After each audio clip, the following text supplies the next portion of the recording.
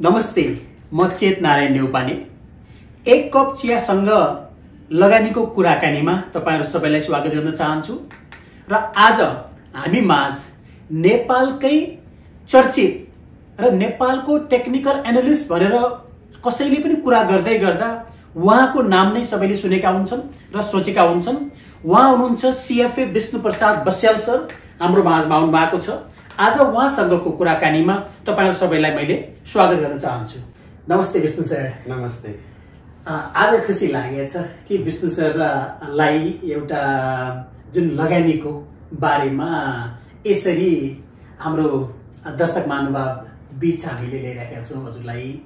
र विष्णु सर, हामी सिधै म कुरा गर्न चाहन्छु, किनभने जब लगानीको कुरा गर्दै गर्दा धेरैजसो लगानीकर्ताहरूले चाहिँ विशेष केलाई फोकस गर्नुहुन्छ भन्दाखेरि मसँग यो लेभलको पैसा छ अथवा मेरो चाहिँ महिनामा यति यति इन्कम आउँछ, अब यसलाई म कसरी अगाडि बढ्न सक्छु, त्यस्तो कुनै एक्सपर्टिज अथवा कुनै त्यस्तो कम्पनी भइदिए मैले पनि मेरो आफूसँग भएको फन्डलाई केही मात्रामा मैले अपग्रेड गर्न सक्थेँ, पोर्टफोलियो केही म्यानेज गर्न सक्थेँ भन्ने सबैमा जिज्ञासा हुन्छ नै। र विष्णु सरलाई मैले सिधै एउटा के जानकारी गर्न चाहेँ भने अब हामी जस्तो एउटा नर्मल व्यक्ति जोसँग एकदमै थोरै पैसा हुन्छ, अब इन्भेस्टको कुरा गर्दै गर्दा के हुन्छ भन्दाखेरि मसँग त पैसा छैन भन्ने हुन्छ, तर इन्भेस्ट चाहिँ वास्तवमा थोरै थोरै पैसा भएको मान्छेले पनि गर्न सकिन्छ या सकिँदैन? सकिन्छ। मेन चाहिँ लगानीमा हामीले जहिले पनि भन्ने गर्छौँ कि तपाईको पोर्टफोलियो लाई डाइभर्सिफाई गर्नुहोस्। विभिन्न क्षेत्रमा विभिन्न सम्पत्तिहरूमा चाहिँ तपाईले लगानीलाई चाहिँ विविधीकरण गर्नुहोस्, डाइभर्सिफिकेसन भनेर हामीले त्यसरी भन्छौँ। अब तर चाहिँ एउटा सानो पैसा जोसँग 2 लाख 4 लाख 10 लाख या इभन 20 लाख रुपियाँसम्म भएको मान्छेले पनि त्यो लगानीलाई कसरी विविधीकरण गर्ने त, हैन? उसँग न त त्यत्रो ठुलो ज्ञान हुन्छ लगानी विविधीकरण गर्ने, न त उसँग चाहिँ त्यो हतियारहरू हुन्छ, भन्नाले टुल्सहरू हुन्छ। त्यो नभइसकेपछि अब त्यस्तो मान्छेहरूले कसरी गर्ने हो त भन्दाखेरि त्यस्तो अर्गनाइजेसन खोज्ने हो जसले चाहिँ तपाईको सम्पूर्ण लगानी विविधीकरणलाई चाहिँ तपाईलाई सहयोग पुर्याउँछ। त भनेपछि सानो एमाउन्टबाट पनि हामीले आफ्नो लगानीलाई व्यवस्थित विविधीकरण गर्दै रिस्कलाई कम र रिटर्नलाई म्याक्सिमाइज गर्न चाहिँ सकिन्छ। विशेषले भन्नुभयो विभिन्न कम्पनीहरू भन्नुभयो अथवा त्यस्तो संस्थाहरू भन्नुभयो, ती चाहिँ हजुरले 1 2 3 केही भन्न सक्नुभयो भने हाम्रो जसले हेर्नु भएको छ उहाँहरूलाई पनि अलिक सजिलो हुन्थ्यो। फर इक्जाम्पल मेरो बुझाइमा चाहिँ जस्तै म्युचुअल फन्ड हो कि होइन, किनभने थोरै भएको मान्छेले लगानी गर्दै गर्दा त्यस्ता पोइन्टहरू छ भने जानकारी गर्नु भने अझ सजिलो हुन्थ्यो। ओभियसली तपाईँ आफै सबै कुराहरू हेर्न सक्नुहुन्न र सबै हतियारहरू तपाईसँग छैनन्, त्यो लगानी गर्ने विविधीकरण गर्ने उपायहरू छैनन् भने। किन भन्दाखेरि लगानी विविधीकरण भन्ने बित्तिकै पहिला चाहिँ के हो भन्ने बुझ्नु पर्यो। हामी धेरै जसो लगानीकर्ताहरूले हामीले सानसानो लगानीकर्ता रिटेल लगानीकर्ताले के सोच्छौँ भन्दाखेरि लगानी भनेको सेयर्समा लगानी गर्ने हो भन्ने सोच्छौँ। सेयर बाहेक अन्तको लगानी चाहिँ हामीलाई त्यति साह्रो सुटेबल देखिँदैन। किन देखिँदैन भन्दाखेरि सेयर तपाईँको 10 किता पनि किन्न पाइयो, 2 किता किन्छु भने पनि पाइयो, या मसँग चाहिँ 10,000 रुपियाँ मात्रै छ त्यसको सेयर किन्छु भन्न पनि पाउनुभयो तपाईँले। भने अब रियल स्टेटमा लगानी गर्ने हो भने अलिक ठुलो धेरै नै पैसा चाहियो, लामो समयदेखिको बचत चाहियो। सुनै किन्ने हो भने पनि कति सुन किन्ने त, 1 तोला सुनले गएर के किन्नुहुन्छ र, होइन? त्यस्तै अब अरू चिजहरू पनि कसरी लगानी गर्ने, अरू पनि हतियारहरू होलान् लगानी गर्ने, त्यो इन्स्ट्रुमेन्टहरू होलान्। त्यो सबैमा चाहिँ सबैभन्दा सजिलो उपाय चाहिँ सेयर्स भन्ने नै लाग्छ। त्यही भएर सेयर्स भित्र पनि हामीले के भन्छौँ भन्दाखेरि एउटै सेयर किनेर मात्रै त्यसमा रिस्क लिने होइन भन्छौँ भने, त्यसै गरी चाहिँ सेयर्सको मात्रै कुरा होइन। अब तपाईको 3-4 वर्षसम्म सेयर बजारले केही पनि नदिँदा पनि तपाईको सुनले दिएको थियो होला राम्रो, हैन? या कुनै बेला सेयर बजार नचलेको बेलामा तपाईको रियल स्टेट चल्न सक्छ, या अर्को कुनै एसेट क्लासहरू चल्न सक्छ। जस्तो आजको जमानामा हामीले हेर्छौँ भने क्रिप्टोहरू भयो, तिनीहरूले पनि राम्रो रिटर्न्सहरू दिइराखेको छ। त्यही भएर त्यो चिजहरू हेर्नको लागि सबैभन्दा बेस्ट मेथड सानो पैसा हुनेको लागि मेथड के हो भन्दाखेरि एउटा फन्ड म्यानेजरलाई तपाईँले दिने हो र त्यस्तो खालको फन्डमा पनि तपाईँको $2000 या तपाईँको 2 लाख रुपियाँ या 5 लाख रुपियाँ लिएर उसले तपाईँको छुट्टा छुट्टै ठाउँमा लगानी त गर्दैन। लगानी नगर्ने भएपछि के हो त भन्दाखेरि त्यस्तो खालको लगानी विभिन्न खालको लगानी सानो सानो पैसाबाट तपाईँले लगानीलाई विविधीकरण गर्न चाहनुहुन्छ, आफ्नो रिस्कलाई मिनिमाइज गर्दै रिटर्नलाई म्याक्सिमाइज गर्न चाहनुहुन्छ भने त्यसको बेस्ट मेथड के हो त भन्दाखेरि म्युचुअल फन्ड मेकानिजम हो। राइट। भनेपछि म्युचुअल फन्ड जस्तो मेकानिजमले त्यस्तो खालको फन्डहरू खोज्नुहोस् जहाँ चाहिँ यी सबै विभिन्न खालका तपाईका सम्पत्तिहरूलाई विविधीकरण गर्दै लगानी हुन सक्छ। त्यस्तो फन्ड्सहरू तपाईँले पाउनुभयो भने त्यहाँ चाहिँ लगानी गर्दाखेरि हुन्छ। अब फर इक्जाम्पल हाम्रो युनिसिटिजन फन्ड त्यसको एउटा इक्जाम्पल पनि हो। I see. हजुर बिचमा सानो कुरा गर्नुभएको थियो क्रिप्टो करेन्सीमा भन्नुभएको थियो। क्रिप्टो करेन्सी त अहिले त तपाईँको त 1 लाख बढी छ। एक सामान्य मान्छेले त तपाईँ $1 लाख त किन्न त सक्दैन। सामान्य मान्छेले पनि त्यसमा लगानी गर्न सकिया हुन्छ र होइन। अब क्रिप्टो करेन्सी भन्नाले बिटकोइन मात्रै होइन होइन, तपाईँको सोलाना छ, आधा छ, इथेरियम छ, एक्सआरपी छ, अरू पनि छन्। तर हो बिटकोइन चाहिँ तपाईँको क्रिप्टो करेन्सीको मेजर मार्केट मुभर भएको हुनाले जुनमा सबैभन्दा राम्रो तपाईँको पोटेन्सियल छ, जुन चाहिँ बढी स्टेबल छ, त्यसमा चाहिँ यदि क्रिप्टो करेन्सी वाला पोर्टफोलियोमा बास्केट्समा तपाईँले लगानी गर्नुहुन्छ, मानिलिउँ तपाईँसँग 10 लाख रुपियाँ छ, 10 लाखमा तपाईँ चाहनुहुन्छ कि ल म चाहिँ 1 लाख या 2 लाख मैले क्रिप्टो करेन्सीमा लगाउँछु भनेर भन्नुहुन्छ भने अब त्यो 2 लाख लगाउने हो, 20% जति लगाउने हो भने पनि त्यो 2 लाखको कमसे कम पनि मोर देन 50-60% चाहिँ तपाईँको बिटकोइनमा मात्रै लगानी हुनुपर्छ, अरू अल्ट कोइनमा कम हुनुपर्छ। 2 लाख भनेको रुपियाँ हो, रुपियाँ भनौँ न हैन। 2 लाख रुपियाँको बिटकोइन किन्न सकिन्छ फेरि? सकिन्छ। किन सकिन्छ भन्दाखेरि बिटकोइन यस्तो चिज हो तपाईँको डेसिमल पछि 8 डेसिमल प्लेससम्म चाहिँ मजाले किन्न पाउनुहुन्छ हैन। 1 सातोसी भन्ने हुन्छ, 1 सातोसीको किन्नु भयो भने तपाईँको इभन मानिलिउँ 1000 रुपियाँको पनि बिटकोइन किन्न सकिन्छ। Okay nice. Bijun sir specially त हाम्रो यो 1 कप चियामा गफ हो। चिया चाहिँ हामीले लिने बिर्से चाहिँ के भएछ, चियालाई चाहिँ अब चेस गर्न मन लाग्यो है।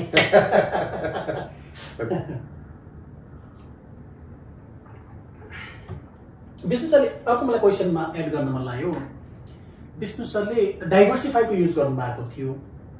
हामीले हाम्रो फोनलाई डाइभर्सिफाई अहिले मार्केटमा तपाईँको धेरै भिडियो हेर्दै गर्दा पनि फोनलाई डाइभर्सिफाई गर्नु, रिस्कलाई मिनिमाइज गर्नु भन्नुभएको छ भने हामीले फोनलाई डाइभर्सिफाई गरेर चाहिँ हाम्रो पोर्टफोलियो कसरी गेन गर्न सक्छौँ?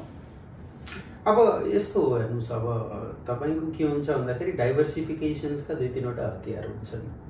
डाइभर्सिफाई किन जरुरी छ भनेर भन्नुहुन्छ भने धेरै कुराहरू सायद हामीले केही कुराहरू सिकेर बजारको मुभमेन्टको बारेमा अब यो चिजहरू चल्छ, अब त्यो चिजहरू चल्छ भनेर नर्मल प्रेडिक्सन चाहिँ गर्न सक्छौँ। तर त्यो नर्मल प्रेडिक्सन गर्दा गर्दै पनि हामीसँग कुन बेला कुन घटनाहरू, कुन बजार या कुन एसेट क्लासमा के घटनाले चाहिँ एकदमै ठुलो प्रभाव पार्छ भन्ने कुराहरू, त्यो सर्ट टर्म घटनाहरू हामीले थाहा गर्न सक्दैनौँ। अब नगर्ने भएको हुनाले किन भन्दाखेरि हरेक एसेट क्लासहरूको आफ्नो चल्ने तरिकाहरू छन्। त्यसको लागि हरेक जस्तो स्टक्सलाई कम्पनीको खबरले पनि प्रभावमा पार्न सक्यो, उसको अर्निङ्सले पनि प्रभावमा पर्न सक्यो, अर्थतन्त्रमा भएका केही तपाईको उतार चढावले पनि प्रभाव पार्न सक्यो, या सरकारका कुनै स्पेसिफिक पोलिसिजहरूले पनि प्रभाव पार्न सक्यो। ती खालका चिजहरू त एक्ज्याक्टली प्रेडिक्टेबल छैन नि त हैन। हामीले भनौँला अब यो पिरियड त बुल चल्ने पिरियड हो स्टक्समा भनौँला, तर चाहिँ अचानक सरकारको तर्फबाट एकदमसँग पोलिसी चेन्जेसहरू आइदेला हैन। यो आजको डेटमा यो पोलिसी मेरो लागि बुलिस हो भनेर तपाईँले भन्नुभयो, साँझ समाचार सुन्नुहुन्छ अर्को पोलिसी आइदियो, त्यसले फेरि बियरिस हो भन्ने देखाइदिन्छ। त्यो खालको कन्फ्युजन जतिसुकै स्मार्ट लगानीकर्ता हुँ भने पनि उनीहरूलाई भइराखेको हुन्छ। भनेपछि त्यसबाट बच्नको लागि तरिका के हो त? विविधीकरणलाई जोड दिएको कारण त्यही हो। तपाईँको एउटा चिजमा तपाईँले कतिपय चिजहरू तपाईँले को लागि प्रेडिक्टेबल हुँदा हुँदै पनि यस्ता घटनाहरू आइदिन्छन् जुन चाहिँ तपाईँले कहिले पनि प्रेडिक्ट गर्नुभएको थिएन होइन। त्यो अनप्रेडिक्टेबल इभेन्ट्सहरूबाट बच्नको लागि यदि चाहिँ त्यसलाई त्यो पर्टिकुलर नेपालको तपाईँको पोलिसी, नेपालको कुनै इकोनोमीको उतार चढाव या त्यो कम्पनीको आफैको उतार चढावबाट चाहिँ तपाईँले प्रभावलाई कम गर्नु छ, त्यसको असरलाई कम गर्नु छ भने अब कस्तो एसेट्समा लगाउनु पर्यो त भन्दाखेरि त्यसको प्रभाव कम हुने एसेट्समा होइन। जस्तो मानौ सेन्ट्रल ब्याङ्कले कुनै पोलिसी मोनेटरी एक्सपेन्सनवाला पोलिसी लिएर आयो, मोनेटरी कन्ट्र्याक्सनवाला पोलिसी लिएर आयो। अब त्यसले कुन कुन चिजलाई चाहिँ असर गर्ने भयो त? तपाईँको आफ्नो व्यापारलाई असर गर्न सक्यो, कुनै व्यापारहरू जसमा चाहिँ तपाईँको ब्याङ्कको ऋण लिएर गर्नुभएको छ त्यसलाई असर गर्न सक्यो, त्यसले सेयर बजारलाई असर गर्न सक्यो, त्यसले रियल स्टेट मार्केटलाई पनि असर गर्न सक्यो। अब तपाईँको मेन इन्भेस्टमेन्ट यतिमा नै हुन्छ, कि त तपाईँले व्यापार गर्नुभएको हुन्छ, कि त सेयरमा लगानी गर्नुभएको हुन्छ, कि त रियल स्टेटमा लगानी गर्नुभएको हुन्छ, या तीनवटै चिज तपाईँसँग भएको हुनसक्छ। धेरै हेर्छौँ बिजनेसम्यानहरूको लगभग सबै चिज हुन्छ। त त्यो सबै चिजलाई फेरि सरकारको एउटा बोलीले सेम प्रभाव पार्छ।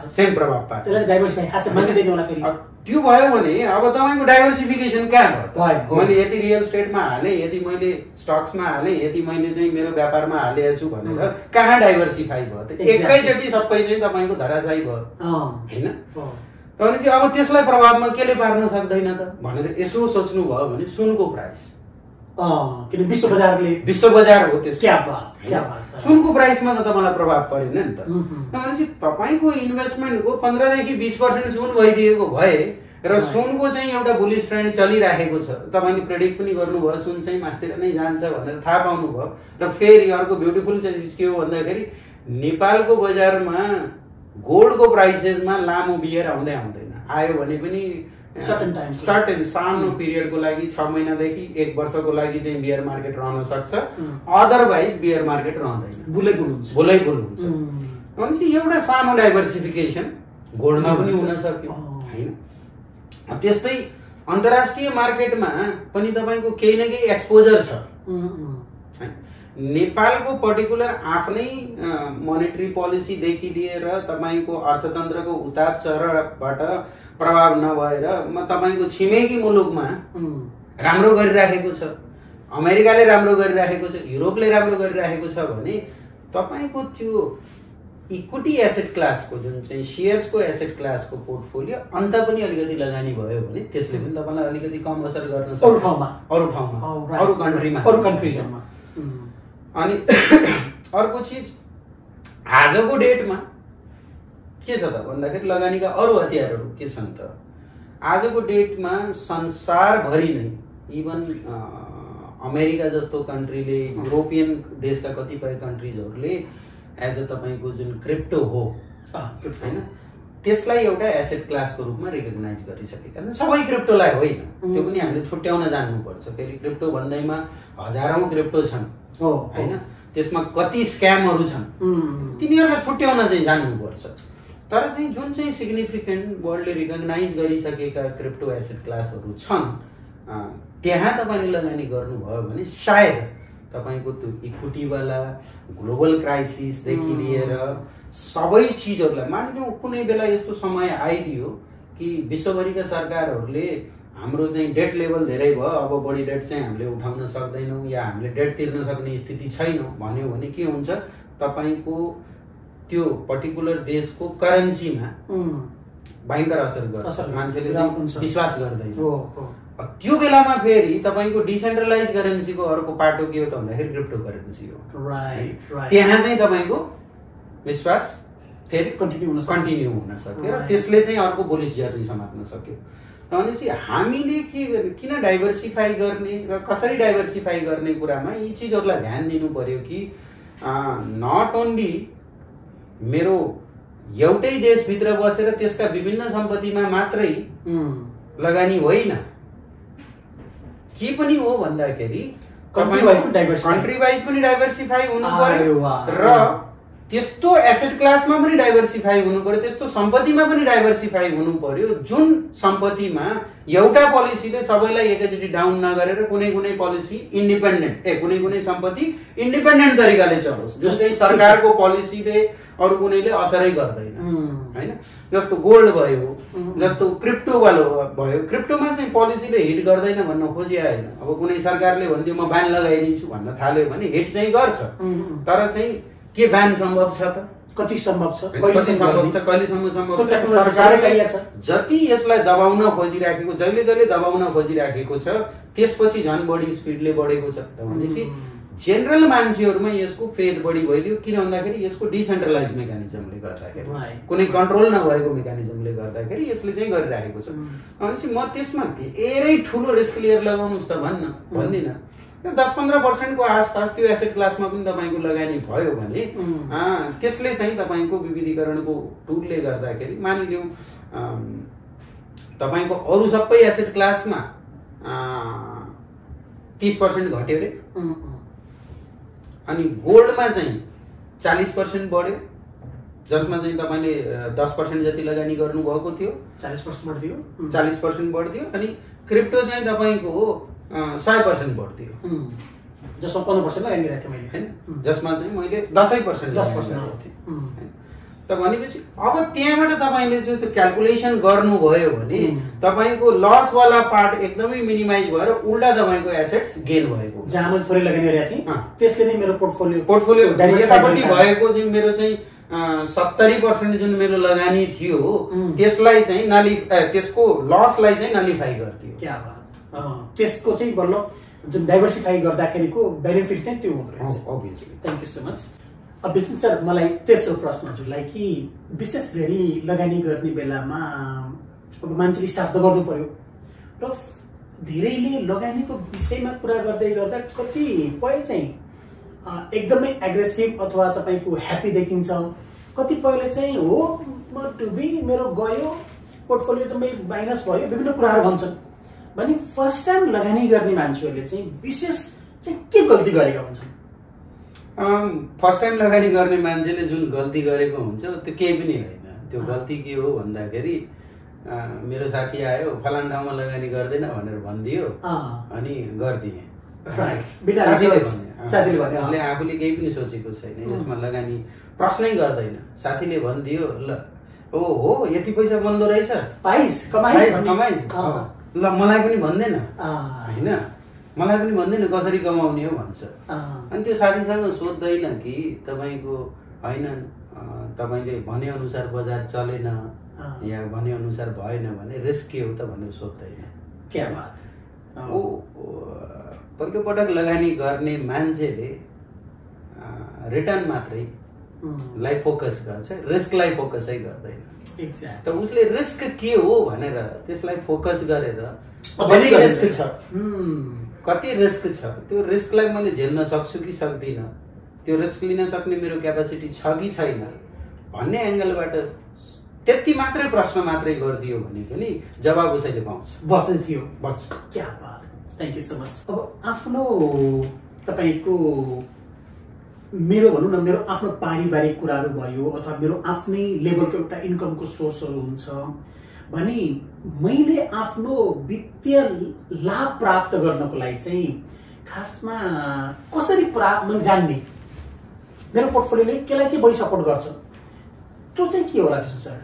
त्यो अब यस्तो हो, तपाईँको के हुन्छ भन्दाखेरि कुनै पनि लगानी गर्दाखेरि पहिला त तपाईँले के हेर्नु पर्यो भन्दा तपाईँको प्रायोरिटिज के हो होइन। तपाईँको लगानीको लक्ष्य दीर्घकालिक हो या एकदमै अल्पकालीन हो, छोटो समयको लागि लामो समयको लागि हो भने। अनि तपाईँको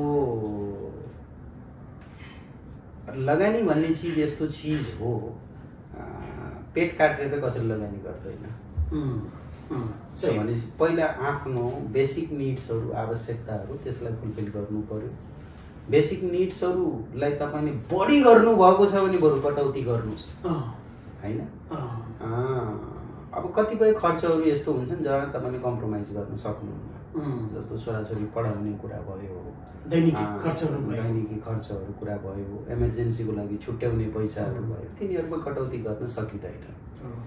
त भनेपछि यी सबै चिजहरूलाई मेरो आम्दानीको स्रोत के हो पहिला त, त्यसबाट मैले कसरी चाहिँ आफ्नो खर्च व्यवस्थापन गरेर त्यसबाट कति बचत निकाल्न सक्छु र त्यो बचत निकालिसकेपछि म यो बचतलाई चाहिँ गुमाइहालेँ भने पनि कति % गुमाउन सक्छु, आफ्नो एफोर्ड गर्न सक्छु। आफ्नो मान्छेको आफ्नो रिस्क एपेटाइट हुन्छ। यदि कसैको अलरेडी घर खेत सबै कुराहरू जमेको छ, परिवारबाट राम्रो व्यवस्था छ, सबै चिजहरू छ भने उसलाई 25-30 लाख रुपियाँ बजारमा लगाएर 1-1.5 वर्षमा सबै डुब्यो भने पनि फरक पर्दैन। सबै डुब्ने कुरा त हुँदैन, तर पनि पोर्टफोलियो गयो इनकेस भयो भने त प्रब्लम भएन हैन। किन भन्दाखेरि उसको अरू व्यवस्थापनहरू छ।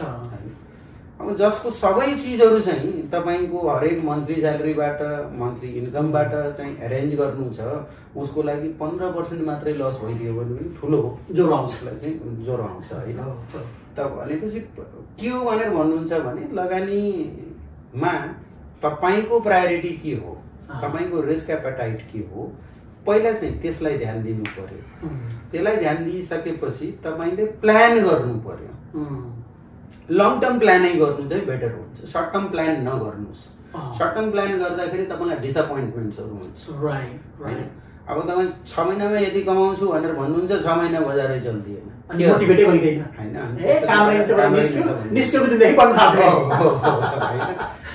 अलिकति लङ टर्म गोलहरूलाई लिएर तपाईँले प्लान गर्नुहोस् र तपाईँका आवश्यकताहरू के हो, तपाईँले 10 वर्षपछि मेरो सम्पत्ति कति हुन सक्छ भनेर आज प्लान गर्नुहोस् न। आजै प्लान गर्नुहोस्, गरेर तपाईँले गर्नुभयो भने तपाईँलाई बेटर हुन्छ। कस्तो राम्रो कुरा गर्नुभयो। 10 वर्षको प्लान चाहिँ हामीले अहिलेदेखि गऱ्यौँ भने त्यति राम्रो। र अर्को कुरा चाहिँ स्पेसली यो पर्फ्युम लगाउने कुराहरू भयो होइन, जो अहिले विलासीको आवश्यकता भयो नि, यी चिजमा चाहिँ कम खर्च गर्न चाहिँ राम्रो हुन्छ भने विष्णु सर जानकारी गर्नुभयो। Thank you so much. Vishnu sir, 2025मा धेरै जसो इन्भेस्टरहरूले चाहिँ ग्लोबल मार्केटको कुरा बढी मात्रामा आइरहेको छ भने कि यो 2025मा ग्लोबल मार्केट एउटा सुरक्षित र तपाईँको फाइदाजनक एउटा विकल्प हो त? त्यसको उत्तर पहिलो पटक मैले जुन जवाब दिएको थिएँ त्यसैमा लुकिया छ। अब कुनै पनि पर्टिकुलर पोइन्ट अफ टाइममा टोटल्ली सुरक्षित र टोटल्ली फाइदाजनकको ग्यारेन्टी हुन्छ त कुनै पनि वर्ष भनेर भन्नुहुन्छ भने त्यो कुनै पनि वर्ष छैन। हेर्नुहोस्, हामीले पनि अन्दाजा गर्ने चिज हो। अब अहिले हेर्दाखेरि होल 2025 सम्ममा एउटा ग्लोबल स्टक मार्केटको ट्रेन्ड पनि, इभन गोल्डकै ट्रेन्ड पनि, इभन इक्विटीको ट्रेन्ड पनि मास्तिर नै होला, बुलमै होला भन्ने हामीले अन्दाजा मात्रै गर्ने हो। तर कुनै पनि बेला रिस्क त छँदैछ। त के हो भन्दाखेरि कुन वर्ष कुन मार्केट सुरक्षित होला कि नहोला भन्दा पनि हामीले विचार गर्ने के हो त भन्दाखेरि एसेटलाई डाइभर्सिफाई गर्ने हो।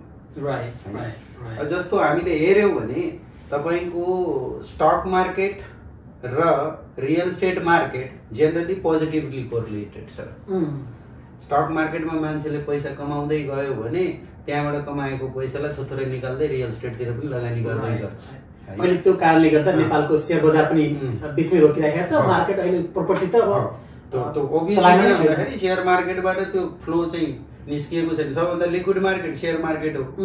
लिक्विड मार्केटमा नै तपाईँको लिक्विडिटी फ्लो गएर जाकिएको छ भने अब त्यसलाई कहाँबाट निकालेर प्रपर्टीमा हाल्ने भनेपछि त्यो दुईटाको एकदमै पोजिटिभ कोरिलेसन छ। त्यो बढ्यो पनि बढ्यो, त्यो पनि बढ्यो होइन। त्यो दुईटैमा कारोबार भइरहेको छ, चलायमान हुन्छ।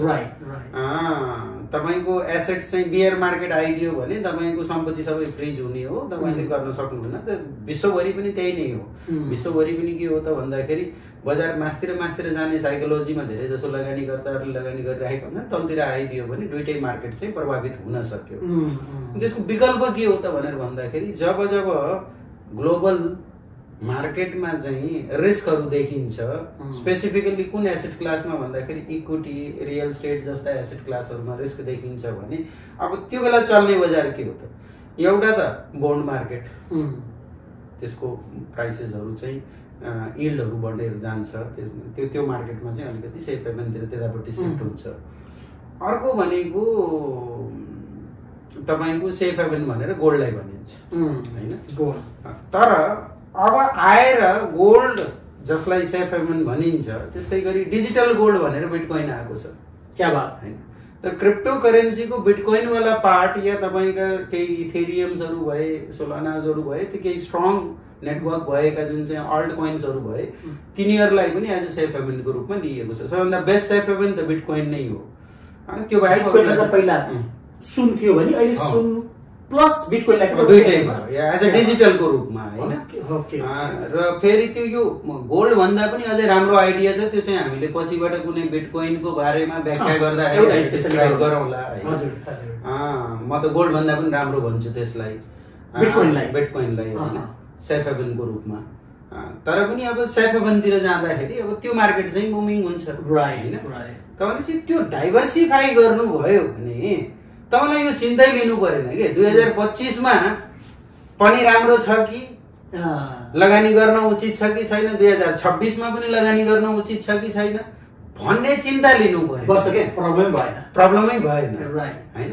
र फेरि अर्को चिज, एउटा यस्तो फन्ड म्यानेजरलाई तपाईँले फन्ड म्यानेज गर्न दिनुभयो जसले बजार तल खस्दाखेरि पनि त्यसको फाइदा लिएर सर्ट सेलिङ गरेर कमाउन सक्छ, जब बजार बढ्दाखेरि पनि त्यसको चाहिँ लङ गरेर फाइदा लिएर कमाउन सक्छ, त्यस्तो खालको फन्ड म्यानेजरलाई आफ्नो फन्ड म्यानेज गर्ने जिम्मेवारी दिनुभयो भने त झन् चिन्तै गर्नु परेन। त्यसो भए त विष्णु सर, जब हामीसँग वेल एक्सपिरियन्स भएको वेल फन्ड म्यानेजर भयो भने त उसले मार्केट डाउन होस् या मार्केट अप होस् उसलाई प्रब्लम भएन, कमाउन सक्यो। So it is not always guaranteed, but there is a high possibility यदि उसले चाहिँ सर्ट सेलिङ पनि गर्न पाउने इन्स्ट्रुमेन्टमा लगानी गरेको छ भने, जहाँ चाहिँ सर्ट सेलिङ पनि गर्न पाइन्छ त्यस्तो खालको इन्स्ट्रुमेन्ट तपाईँको फन्ड म्यानेज गर्दाखेरि त्यो खालको इन्स्ट्रुमेन्ट प्रयोग गरेको छ भने इभन बजार खस्दाखेरि पनि कमाउन सक्ने चान्सेस भयो। राइट, उसको प्रिडिक्सनले राम्रो काम गर्यो भने त इभन खस्दाखेरि पनि पैसा मजाले कमाउन सक्यो। राइट। बिटकोइनको बारेमा सरलाई एकचोटि मैले अर्को एउटा एपिसोड छुट्टै बनाउँछु, किनभने मलाई नि उत्सुकता बढी जागेको छ। अब विष्णु सर, अब हजुरको विगत मैले होइन भनौँ 2 वर्षदेखि युनिभर्सल सिटिजन्स हजुरले त्यसलाई फुल प्रमोट गर्नुभएको छ र हजुर आफै पनि त्यो कम्पनीको एउटा चेयरम्यान भएर बस्नु भएको छ, चेयरम्यान हुनुहुन्छ र तपाईँ नै त्यो कम्पनीको एउटा फन्डको इन्जिनियरिङ, फन्ड डिजाइनिङ तपाईँ आफै गर्नुभएको छ भने मलाई लाग्छ तपाईँ अब नेपालमा तपाईँको एज अ टेक्निकल एनालिस्ट भनेर बुझ्दै गर्दा तपाईँको नाम हाई पोजिसनमा छ, हाई लेभल हामी चिन्छौँ, जान्दछौँ, सबैले जान्नुहुन्छ। र युनिभर्सल सिटिजनमा चाहिँ स्पेसली लगानीकर्ताहरूले चाहिँ के फाइदा प्राप्त गर्न सक्नुहुन्छ त्यसको बारेमा थोरै जानकारी गराइदिनु भयो भने। मैले फेरि पहिलो प्रश्नमा नै यसको उत्तर लुके फेरि। अच्छा, किन त भन्दाखेरि तपाईँको समस्या के हो भन्दाखेरि लगानी जहिले पनि कन्सन्ट्रेटेड हुने, एकै ठाउँमा हुने होइन। एकै ठाउँमा मात्रै कन्सन्ट्रेट गरेर त्यो एसेट क्लासले तपाईँलाई डिसपोइन्ट गर्यो भने तपाईँले सोचे अनुसार सधैँभरि हुँदैन नि होइन। भएन भने त्यसको एउटा मात्रै उपाय के त भन्दाखेरि फेरि विविधीकरण होइन। त्यो चिजलाई मैले जस्तो अघि मैले भने तपाईँको एउटा एसेट क्लास सेयर पनि हो, एउटा एसेट क्लास रियल एस्टेट पनि हो, एउटा एसेट क्लास गोल्ड पनि हो। अब ओहो पेट्रोलको प्राइसेस धेरै बढ्यो यार, अब खै गाडी चलाउन पनि हात्ती पाले जस्तो भयो भन्छौँ हामीले होइन। ठिक छ, बढ्न देऊ न पेट्रोलको प्राइस, क्रुडमा लगानी गर, प्राइस बढ्यो भने क्रुडमा लगानी गर, त्यहाँ फाइदा कमाऊ, त्यहाँबाट फाइदा कमाऊ, त्यो क्रुडबाट कमाएको पैसाले पेट्रोल भएर गाडी जहाँ घुमाउने घुमाऊ। क्या बात होइन। तपाईँले चाहिँ हामीले हेर्ने के हो त भन्दाखेरि यो चिजहरू जुन चिज छ हाम्रो बियोन्ड कन्ट्रोल छ कि, इन्फ्लेसनलाई हामीले कन्ट्रोल गर्न सक्दैनौँ नि होइन। इन्फ्लेसन छ त छ, हामीले कन्ट्रोल गर्न सकेनौँ नि होइन। कुनै देशमा तपाईँको एउटा रिसेसन आइदियो, त्यो मैले एक्लै गएर रिसेसन रोक्छु भनेर मैले सक्छु, जसरी श्रीलङ्कामा भर्खर भएको थियो, सक्दिनँ नि होइन। त्यो चिजहरू कुनै घटनाक्रमहरू यस्तो हुन्छ जहाँ चाहिँ हामीले चाहेर हाम्रो व्यक्तिगत प्रयास या सामूहिक प्रयासले पनि सकिँदैन होइन। नसकिसकेपछि त्यो घटनाक्रमहरू हाम्रो बसमा त छैन नि। नभइसकेपछि त्यसको एउटा मात्रै उपाय के हो त भन्दाखेरि डाइभर्सिफाई गर्नुहोस्। र युनिसिटिजन फन्डले तपाईँको स्टक्समा पनि लगानी गर्छ। स्टक्स नट ओन्ली द स्टक्स, तपाईँको त्यो इक्विटी मार्केट भन्छ जसमा चाहिँ हामीले जेनरली के भन्छौँ delivery based market, buy only market भन्छौँ, लङ ओन्ली मार्केट भन्छौँ। Not only the long market, short market पनि गर्न सक्छ। भोलि बिहान बजार खस्ला जस्तो हामीलाई लाग्यो, हाम्रो एउटा एनालाइसिसले त्यो चिज दियो भने यहाँबाट अब यति % त बजार चाहिँ तल करेक्सन गर्छ भन्ने लाग्यो भने सर्ट सेलिङ गरेर कमाउन सकियो होइन। सबै चिजमा हामीले डेरिभेटिभ इन्स्ट्रुमेन्टहरू राखेका छौँ। त्यो चाहे इक्विटीमा होस्, इक्विटीमा हामीले लगानी गर्छौँ। मेजर पोर्सन अझै पनि इक्विटी र इक्विटी डेरिभेटिभ्समै छ, 40% को आसपास फन्डको। त्यसपछि 10% हामीले क्रिप्टोमा गर्छौँ, 10% गोल्ड सिल्भर क्रुडमा गरिदिन्छौँ, कमोडिटीमा गरिदिन्छौँ, 10% करेन्सी मार्केटमा नै गर्छौँ होइन। अनि एप्रोक्सिमेटली 15-20% को आसपास रियल स्टेट मार्केटमा, मानिलिउँ 15% पनि होइन, तपाईँको एप्रोक्सिमेटली 15% नै भनौँ त्यो मार्केटमा, र 15% चाहिँ हामीले अरू भेन्चर्सहरूमा होइन। टोटल्ली डाइभर्सिफाई गरेर, किन भन्दा भेन्चर तपाईँसँग यदि हामी इन्डिभिजुअलसँग एउटा सिङ्गल पैसा त छैन, विभिन्न मान्छेहरूबाट कलेक्सन भएको फन्डले त्यसको पावर फेरि ठुलो हुन्छ होइन, धेरै ठुलो एमाउन्ट बन्छ। अब त्यो चिजले हाम्रो कुनै आजको डेटमा भेन्चर क्यापिटलमा जुन लगानी गर्छन् त्यो पनि एउटा त्यो चाहिँ हाई रिटर्न र हाई रिस्क दुइटै छ। तर पनि त्यसलाई चाहिँ हामीले आफ्नो अलिकति राम्रो क्यालकुलेसन्स गरेर प्रोजेक्ट हेरेर गर्ने हो भने कतिपय आज तपाईँले लगानी गर्नुभयो 3-4 वर्षपछि छोडिदिनु भयो भने हाई भयङ्कर तपाईँको राम्रो रिटर्न फेच गर्ने खालका त्यस्ता भेन्चर्सहरू निर्माण गर्न सकिन्छ। त्यसमा त तपाईँ आफै विज्ञ हुनुहुन्छ भनेपछि तपाईँलाई कसरी पनि लगानी गर्यो तपाईँ कम्पनीले भने चाहिँ त्यसको पोसिबिलिटी चाहिँ धेरै देखिन्छ। ओभियसली त्यो त बिजनेस अपर्च्युनिटी हेर्ने हो, त्यो हेरेर चाहिँ सम्भावना चाहिँ बढी देखिन्छ। दर्शकहरूलाई चाहिँ जानकारी गर्दै गर्दा 1, 2, 3 गर्दै गर्दा के फाइदा छन् त युनिभर्सिटी सिटिजनमा इन्भेस्ट गर्दै गर्दा? पोइन्ट 1 अब भन्दाखेरि तपाईँले एउटा स्टेबल र स्टेडी रिटर्नको चाहिँ एक्सपेक्टेसन गर्न सक्नुहुन्छ। यो त भेरी स्ट्रङ भइहाल्यो। त्यसपछि अब अर्को चाहिँ you can believe on the fund manager.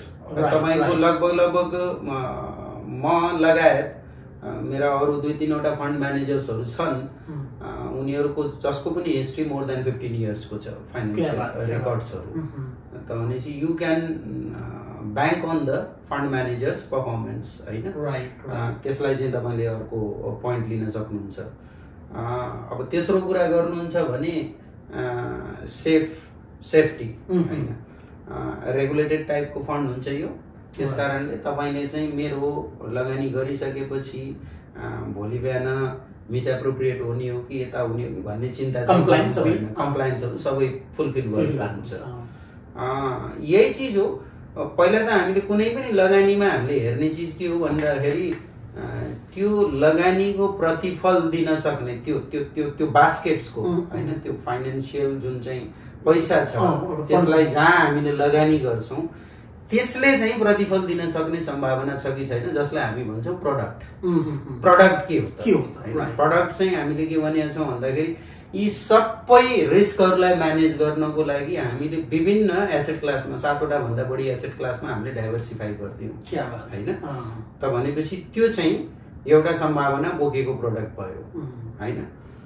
अर्को भनेर भन्नुहुन्छ भने म्यानेजमेन्ट कस्तो छ त, उसको पर्फर्मेन्स गर्न सक्ने क्यापासिटी छ कि छैन, उसँग त्यो खालको नलेज र एक्सपिरियन्स छ कि छैन, एउटा त्यो कुरा आउँछ।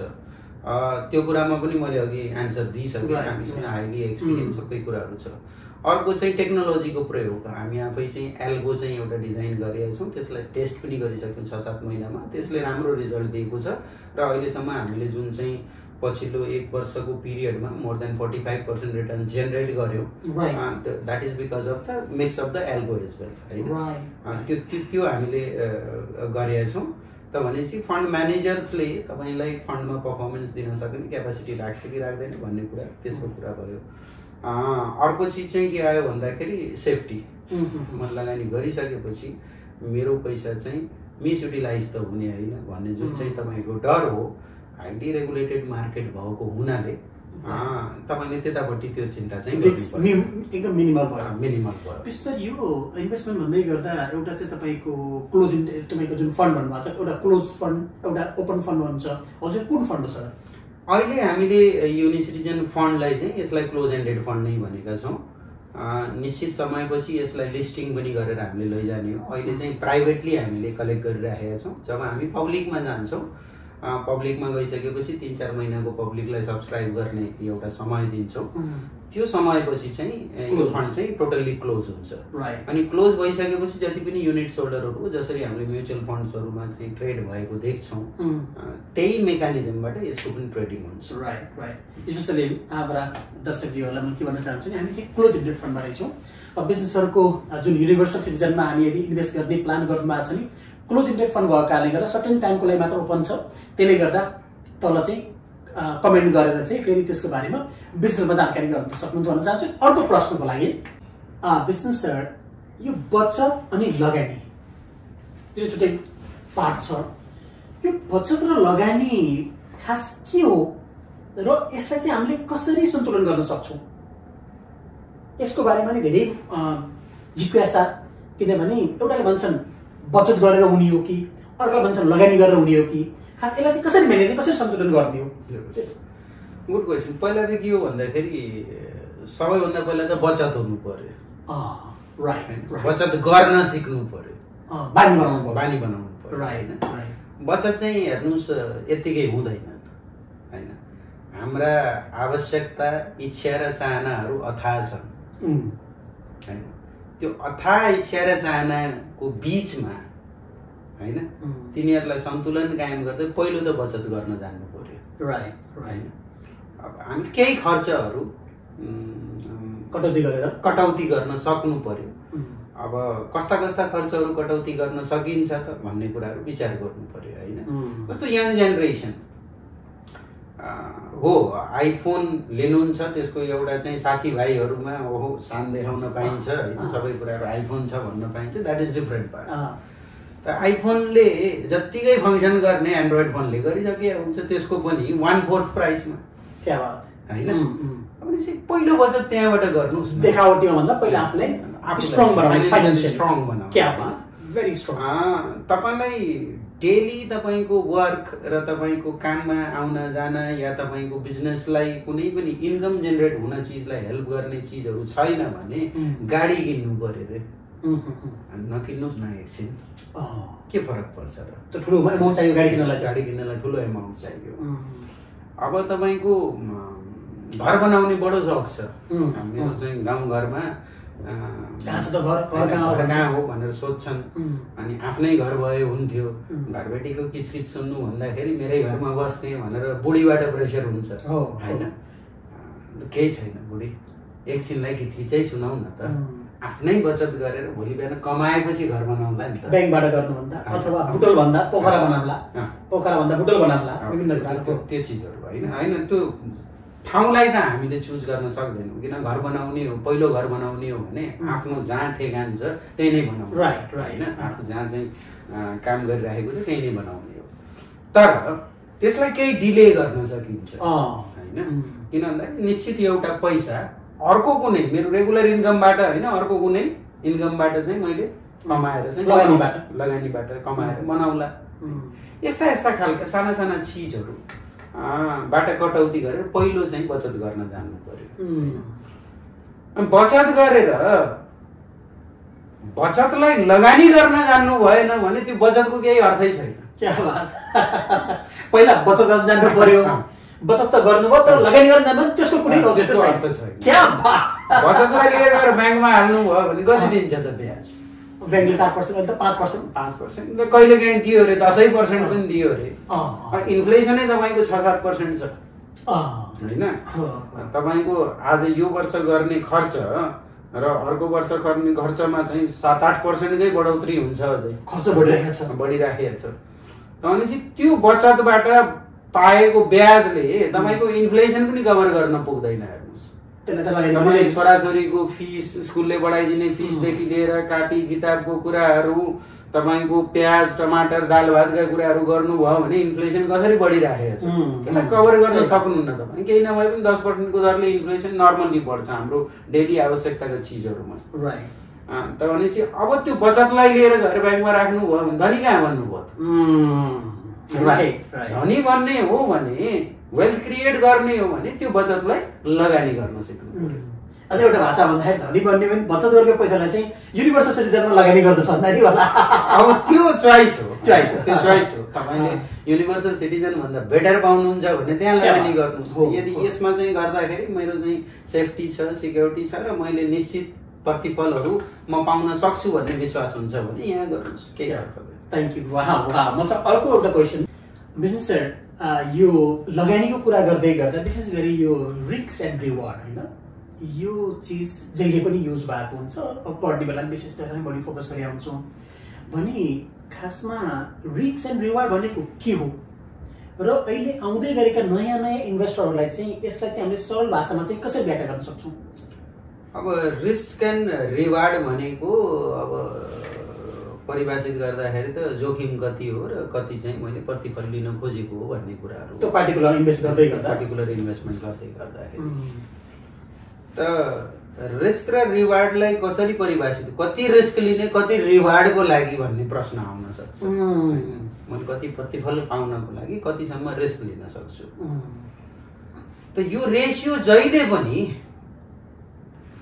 तपाईको यदि एक्सपेक्टेसन मानौ 20% रिवार्डको छ भने त्योभन्दा कम नै रिस्क लिन सक्ने हुनुपर्छ। त्योभन्दा कम रिस्कमा चाहिँ मैले गर्छु भन्नुपर्छ।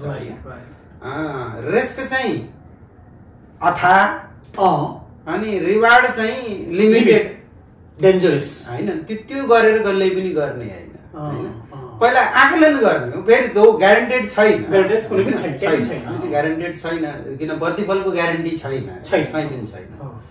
तर पनि ल मैले लगानी गरिहालेँ, अब मेरो त्यो लगानी खरानी हुँदासम्म पनि राख्ने हो कि यति प्रतिशतसम्मको मलाई रिस्क लिएर त्यसमा चाहिँ घाटै भएर पनि म चाहिँ निस्कनु पर्छ भने निस्कने हो। त्यो चाहिँ पहिल्यै म्याट्रिक्स तपाईँले बनाउनु पर्यो। र जहिले पनि तपाईँको एक्सपेक्टेसन के हो त, कति रिवार्ड खोजेको हो, पहिला त्यसलाई चाहिँ ड्र डाउन गर्नुहोस्, लेख्नुहोस्। एक्सपेक्ट रिवार्ड के हुन्छ जहिले पनि रिवार्डको एक्सपेक्टेसन हुनु पर्यो। अब एक्सपेक्टेसन पनि फेरि कति राख्ने त, मेन कुरा चाहिँ त्यो हो। अब एक्सपेक्टेसनमा त एकै वर्षमा 10 गुणा बनाउनु पाए हुन्थ्यो भन्ने पनि एक्सपेक्टेसन हुन सक्छ होइन। एकै वर्षमा 100% बनाउँछु भन्ने पनि एक्सपेक्टेसन हुन सक्ला, या कसैले भन्ला 50% त बनाउँछु। रियलिस्टिक एक्सपेक्टेसन राख्नुहोस्। राइट। ठुलो राखेर पछि आफै टेन्सन हुनुपर्छ। किनभने जेनरली बजारमा हेर्नुहोस् न, तपाईँका ठुला ठुला बिजनेसम्यानहरूले आफ्नो कम्पनीको ब्यालेन्स सिट निकाल्दाखेरि कति हो त तिनीहरूले चाहिँ अरबौं पैसा लगाएर हरेक वर्ष इपिएस त हेर्नुहुन्छ नि हैन, नेट प्रफिट हेर्नुहुन्छ 20%, 25%, 30%, कहिले काहीँ राम्रो भइदियो भने 50%। नर्मल एभरेज चाहिँ तपाईको 20 देखि 30 को बीचमा हो। धेरै जसो कम्पनीले 20 देखि 30% कमाउन पाए भने राम्रो कमाई भनेर जानिन्छ। अरबौं खरबौं पैसा लगाएर उनीहरूले जम्मा 20 देखि 30% कमाउने भनेर एक्सपेक्टेसन राखेका छन्। अनि तपाईले चाहिँ टुच्चा 10 लाख रुपैयाँ लगाएर मैले 100% रिटर्न बनाउँछु भन्ने एक्सपेक्टेसन राख्नु भन्दा ठुलो मूर्ख को हो त? क्या बात, त टोटल बिग रिस्क बन्दियो त्यहाँ। तपाईले एक्सपेक्टेसनलाई रियलिस्टिक बनाउनुस्। जेनरल बिजनेसमा जति रिटर्न पाइएको छ, तपाई अलि बढी स्मार्ट हुनुभयो भने त्योभन्दा बढी कमाउनु हो, त्यति मात्रै हो। मानिलिउँ जेनरल तपाईको ओभरअल बिजनेस इन्भाइरोमेन्टमा 20% जति रिटर्न बनाउन सकिने छ। तपाईको कुनै पनि व्यापार गर्नुहोस्, पसल खोल्नुहोस् या जेसुकै गर्नुहोस्, 20 देखि 30% हो रिटर्न हामीले जेनरली हेर्ने।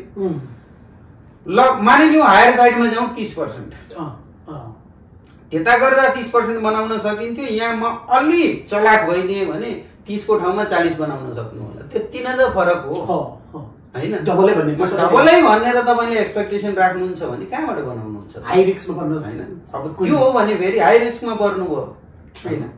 भनेपछि रिटर्नलाई पनि रियलिस्टिक वेमा एक्सपेक्टेसन गर्नुहोस्। एक्सपेक्टेसन त मेरो 100% हो भनेर हुँदैन। बजारले दिन सक्ने रिटर्नको एक्सपेक्टेसन गर्नुहोस् न, होइन?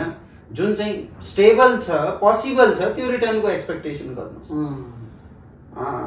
इन केस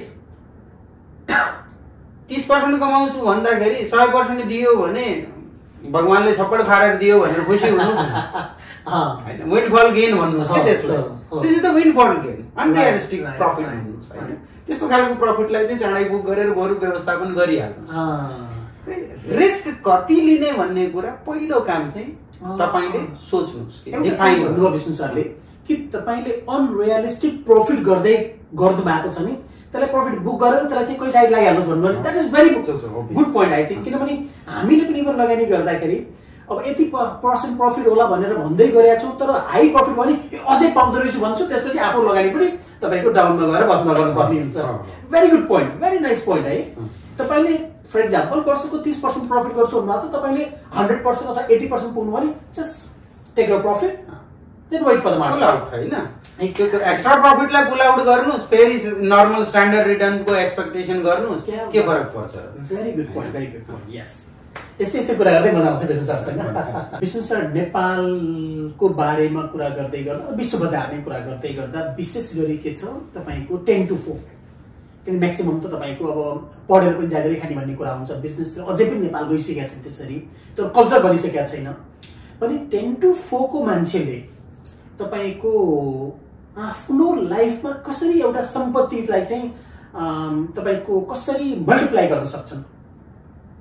किनभने 10 to 4 मा त तपाईँलाई थाहा भइहाल्यो कि उनीहरूसँग त फिक्स हुन्छ विभिन्न कुराहरू भने उनीहरूले चाहिँ त्यस्तो मान्छेले चाहिँ उनको सम्पत्तिलाई तपाईँको मेजोरिटी बढाउनको लागि अथवा तपाईँको एडप्ट गर्नको लागि चाहिँ कस्तो पद्धति अपनाउनु पर्छ? त्यो सिम्पल कुरा हो। अब तपाईँको इन्कमको सोर्स लिमिटेड छ, होइन? त्यो पनि लिमिटेड छ र त्यही अन्तर्गत बसेर खर्च पनि व्यवस्थापन गर्नु पर्यो र ओभियसली बचत पनि त्यही हिसाबले गर्नु पर्यो। अब त्यो खर्च व्यवस्थापन गर्ने आम्दानीको स्रोत लिमिटेड छ, त्यतिमा मात्रै बस्नुभयो भने तपाईँले सम्पत्तिको निर्माण गर्न सक्नुहुन्न, वेल्थ क्रिएट गर्न सक्नुहुन्न। सिम्पल कुरा के हो भन्दाखेरि तपाईँले वेल्थ क्रिएट गर्ने हो, धनी बन्ने हो भने अब धनीको परिभाषा हुन्छ, हेर्नुहोस्, धनी के हो त? कसलाई धनी भन्ने हो, होइन? अब तपाईँको आफूभन्दा तल भिख माग्नेहरूलाई हेर्नुभयो भने तपाईँ धनी नै होला, होइन? कुनै एउटा मजदुरलाई चाहिँ उसले बिचरा बिहान कुटो कोदालो नगरिकन साँझ रोटी खानै पाउँदैन, त्यसको प्रोस्पेक्टमा तपाईँसँग जागिर छ, तपाईँ धनी हो, होइन? र तपाईँभन्दा राम्रो लाइफस्टाइल जिएको अर्को मान्छेको सामुन्ने तपाईँ गरिब हो। त धनी र गरिबको परिभाषा कम्प्यारेटिभ हो, एब्सोल्युट होइन। तर के हो भन्दाखेरि यदि तपाईँले बचतलाई लगानीको बानी बसाल्नु भएन भने, होइन, तपाईँ सधैँभरि गरिब नै हो। पोइन्टेड, तपाईँ सधैँभरि नै गरिब नै हो। जसले त्यो बाटो अपनाएको छ ऊ धनी बन्छ, त्यो एउटा ह्याबिट बन्छ, होइन? त्यो कल्चर त्यसको गर्न जान्छ, ऊ धनी बन्छ। अनि तपाईँको सम्पत्ति, तपाईँले पनि यस्तो होइन कि आज चाहिँ लाख रुपियाँ कमाउनुहुन्थ्यो, आजभन्दा 5 वर्षपछि फेरि 50,000 कमाएर तपाईँ गरिब भएको होइन, या फेरि 5 वर्षपछि तपाईँले बचत गर्दै गएर 10 लाख रुपियाँको ब्याङ्क ब्यालेन्स बनाउनु भयो भने आज चाहिँ तपाईँको लाख रुपियाँको ब्याङ्क ब्यालेन्स थियो, 5 वर्षपछि 10 लाख रुपियाँको ब्याङ्क ब्यालेन्स भयो। त्यो एङ्गलबाट पनि तपाईँ गरिब त हुनु भएन, हिजोभन्दा त आज धनी नै हुनु भएछ।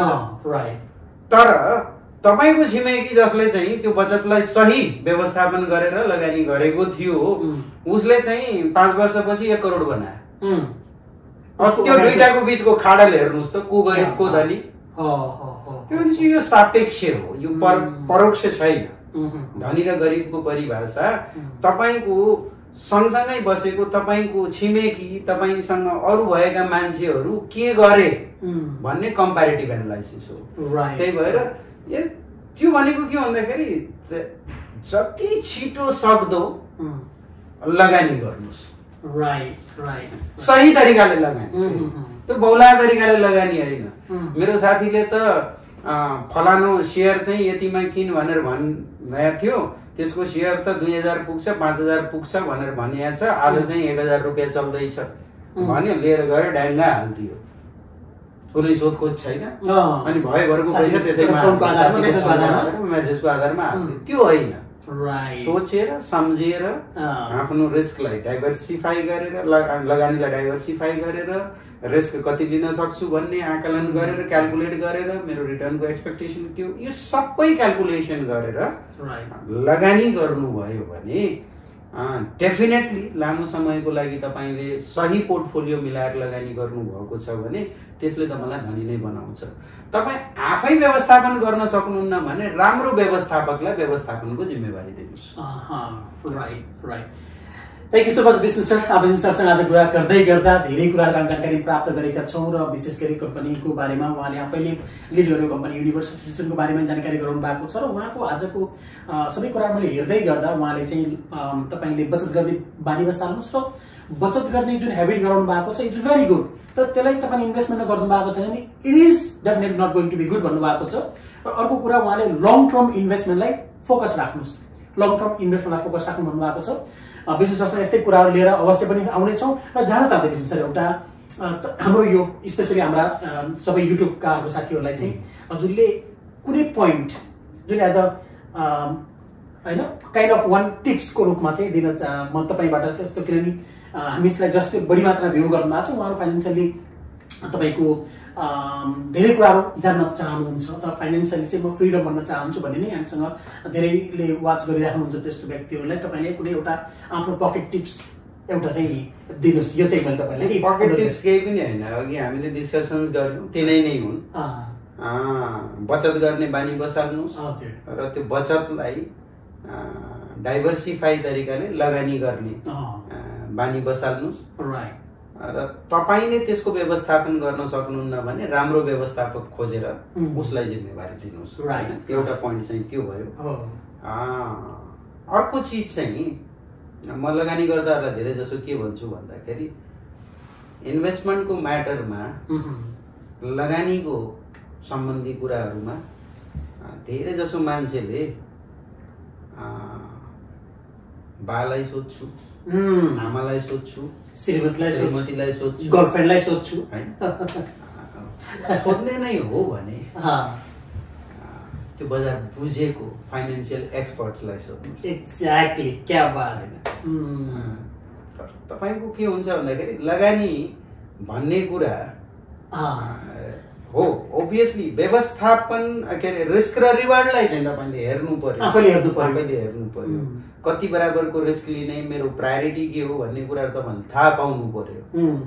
लगानीमा सोध्यो भने राम्रो प्रतिफल दिने कुराहरू छ भने पनि कसैले साथीभाइलाई नै भनौँ न, धेरै जसो ल ठिकै छ श्रीमतीको त सहमति लिनै पर्यो, किन भन्दाखेरि गर्दैछु भनेर जानकारी त पाउनु पर्यो होइन, या फेरि तपाईँको अभिभावकले पनि थाहा पाउनु पर्यो होइन।